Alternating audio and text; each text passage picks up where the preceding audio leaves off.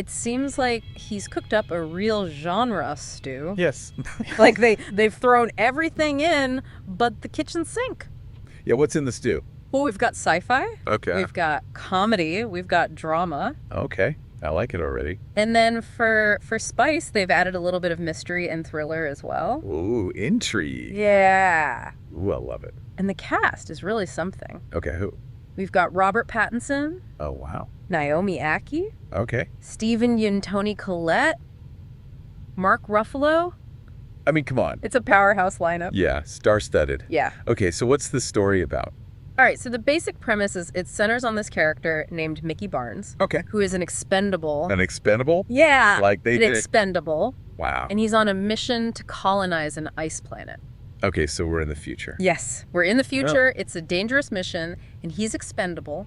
That's really interesting. That word expendable really kind of makes you think, like, what's the societal structure here? Yeah, what does that even mean? You know, what are the risks involved in this colonization effort? Yeah, is this like standard procedure? Are there a lot of expendables? We don't know yet. Oh, okay. But that's something we might find out. Yeah, I'm intrigued. Yeah. I'm ready to dive in. All right. Let's go. So where do you want to start? Well, I mean, I think we got to start with what people are saying. Okay, sure. Let's look at the early buzz. What are the critics saying? What are the, just regular moviegoers? Right. What are they saying? Okay, so the critics over on Rotten Tomatoes, they've given it a pretty solid thumbs up. Okay. 78% on the tomato meter, Wow, that's pretty good. which is, it's based on 310 reviews, so it's a pretty decent sample size. Yeah, that's not insignificant. And that generally means that a good chunk of critics, professional critics, think the film is worth watching. Okay. It sets a certain bar for quality Okay. or artistic merit. Okay. But then you look at the audience score, it's the popcorn meter, Okay. and it's a little lower, 73%, from over 2,500 verified ratings. So, Well, more people. yeah, much bigger audience sample size, but a little bit lower. Okay, so there's a little gap there.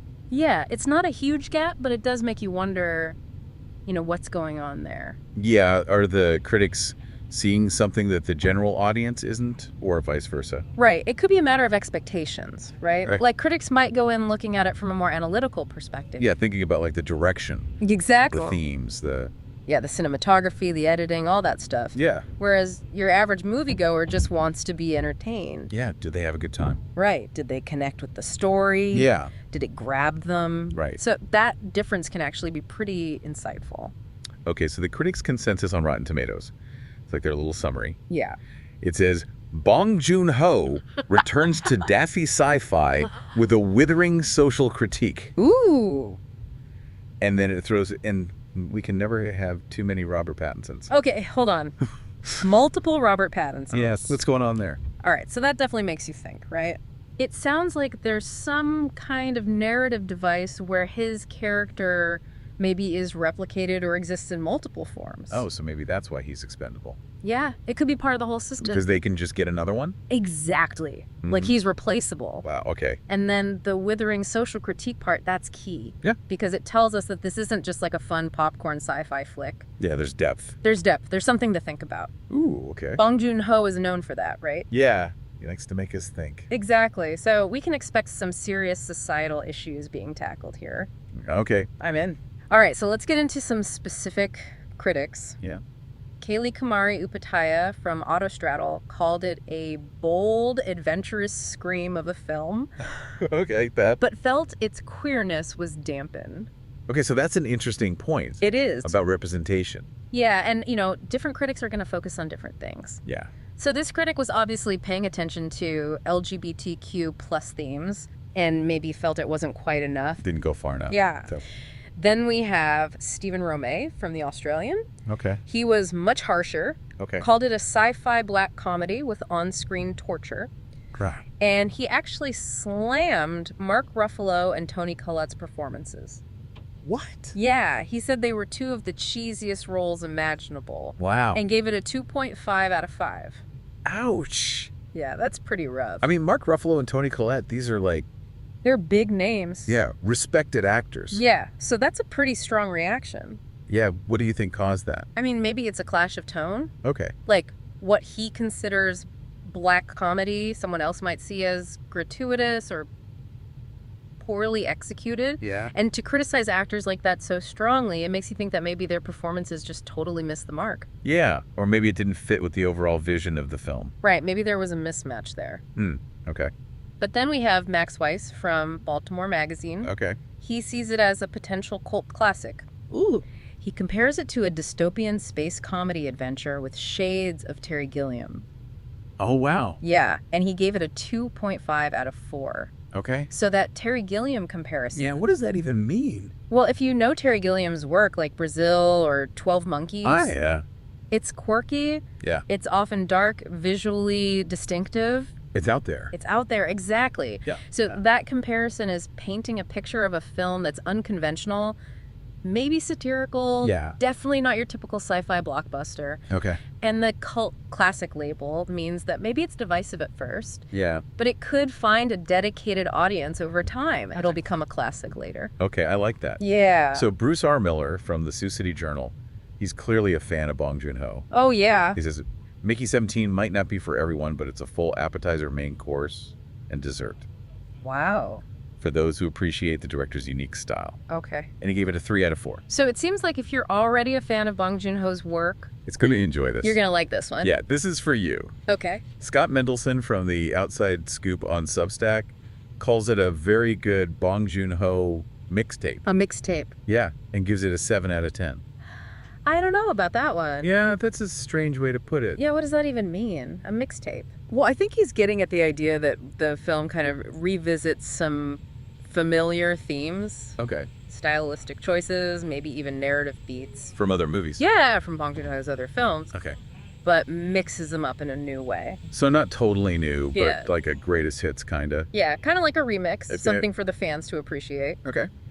And lastly, we have Linda Cook from our Quad Cities / WHBF TV in Illinois. Okay. She keeps it simple, calls it a wild sci-fi romp. Okay, straight to the point. Yeah, gives it 3.5 stars. All right, so she liked it. Yeah, sounds like it. Okay. So we've got a whole range of opinions here. Yeah. But I'd say overall the critics are leaning positive. Yeah. They're definitely highlighting the genre-bending elements.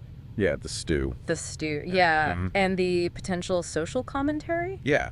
And it seems like Robert Pattinson's performances Yeah, what's up with that? is a big talking point. Okay, so we're definitely going to have to unpack that. Yeah, we'll get there. Okay, but before we do, I want to know what the audience is saying. Okay, sure, let's shift gears. Yeah, let's hear from the people who actually, paid to see this movie. Right, and remember, audience reviews are usually more about gut reactions. Yeah, did they enjoy it? Exactly. It's less about the technical stuff. Okay. So one viewer, JJ, gave it a 4.5 out of 5 stars. Okay, so pretty good. Yeah. They loved the fun idea and the performances. Okay, so again, the core concept is a hit. Yeah, it's grabbing people. Okay. And the fact that they liked all the performances suggests a strong ensemble cast, Yeah, which can really elevate a film. totally. Then we have David S., who was a bit more lukewarm, Okay. 3 out of 5 stars. He said it was better than I thought going in. Okay, so that's good. Yeah, but then he calls it a potential romantic comedy with the heavy dose of stupidity. A romantic comedy Yeah. A romantic comedy. with an expendable guy who dies a bunch of times Apparently. on an ice planet. I know, it's a strange description. That is really strange. It makes you wonder if there are some unexpected tonal shifts. Yeah. Maybe there's a lighter, more comedic storyline woven in there, Huh. and the romantic comedy element. That's Yeah. really intriguing. Yeah. It suggests maybe a subplot or some kind of unusual dynamic between the characters. Okay. I'm even more intrigued now. Yeah. All right, so then we have Moon Tecker, Okay. who was a definite fan. Okay. Gave it a 5 out of 5. Perfect score. Called it amazing and funny. Okay. And specifically mentions the great plot of how someone dies like 17x. Okay. So there it is. There it is. Confirmation. Multiple Mickeys. Yes, multiple Mickeys, and it sounds like it's a key plot point, Yeah, and maybe even a source of humor. right? Like the fact that he keeps dying And coming back. and coming back could be played for laughs. Yeah, dark humor. Yeah, Okay. but not everyone loved it. Oh no. We have some pretty harsh reactions as well. Okay, like what? Thomas B gave it a 0.5 out of 5. Oh wow. Said the best part was when I got up from my seat and left after 30 minutes. Ouch. And Mark H gave it a 1 out of 5, called the storyline dumb, and admitted to falling asleep. Oh no. Yeah, so those are pretty strong negative responses. Yeah, that's rough. It suggests that maybe the film just didn't click with them at all. Yeah. Like, the style, the tone, the pacing just didn't work. Maybe it was too weird. Could be. Yeah. Okay. But then we have Christopher M., who loved it, Okay. gave it 5 out of 5, Okay. and mentioned they'd forgotten it was by the director of Parasite. Oh, interesting. Yeah, and wondered if it might be a bit relative today. So they're picking up on that social commentary. Yeah, and the comparison to Parasite is really important Yes. because Parasite was a masterpiece. It was. It blended entertainment with really sharp social critique. Yeah. And it sounds like Mickey 17 might be doing something similar, Okay. using sci-fi to talk about issues relevant to us today. Okay, so we've got all these reactions, but what do we actually know about the movie? Right, let's get into some concrete details. Okay, so we know Mickey is an expendable. That's his job title. Yeah. It runs for 2 hours and 17 minutes. Okay, so it's a commitment. Yeah, you got to set aside some time for this one. Right. The genres listed are sci-fi, comedy, drama, mystery, and thriller. So it's that stew. It's at Stu, yeah. It's got everything. It really does make it hard to categorize. Yeah. And it's rated R language throughout drug material, sexual content, and violent content. Okay, so not for kids. Definitely not a family film. Okay. It came out in theaters March 7th, 2025. Okay. And so far, it's grossed $40 million at the U.S. box office. Now, that's pretty good. Yeah, that's not bad at all. Especially for a movie that seems a little, out there. Yeah, it's definitely not your typical blockbuster, Right. but that opening weekend gross suggests there's a lot of interest. Yeah, people are curious. Yeah, they're drawn in by Bong Joon-ho's name and that intriguing premise. Yeah. And the production companies are Warner Bros. Pictures, Kate Street Picture Company, Okay. Plan B Entertainment, and Offscreen. Wow. And Plan B, they've done some really interesting stuff. They have a reputation for backing films that are, ambitious. Yeah. Films that make you think, So this isn't just fluff. no, it sounds Nah. like there's some real substance here. Okay, I'm liking this more and more. Yeah. Okay, so we keep hearing about this withering social critique. Right. What do you think they're actually critiquing with this whole expendable concept?